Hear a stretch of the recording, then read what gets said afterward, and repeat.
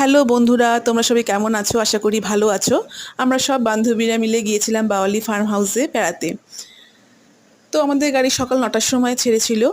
গাড়ির মধ্যে আমরা খুব এনজয় করেছি, নাচ গান করতে করতে সারাটা রাস্তা গেছি। ১ ঘন্টা একটু বেশি টাইম লেগেছিল ওখানে পৌঁছাতে। তো ওখানে গাড়ি থেকে নেমেই সামনেই দেখলাম একটা গৌতম বুদ্ধর স্ট্যাচু। দেখে তো আমার ভালোই লাগলো।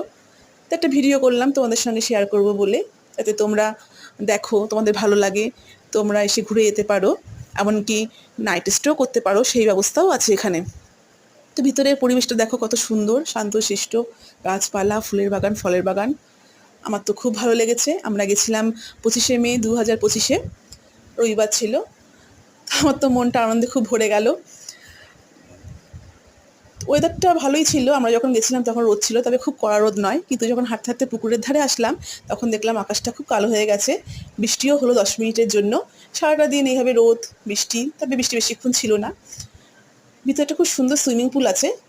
তো যখন এখানে আসলাম তখনও বৃষ্টি, আমি একটু বৃষ্টিতে ভিজে নিলাম, ভালোই লাগলো। বাকিটা আমি নেক্সট ভিডিওতে শেয়ার করব। টাটা।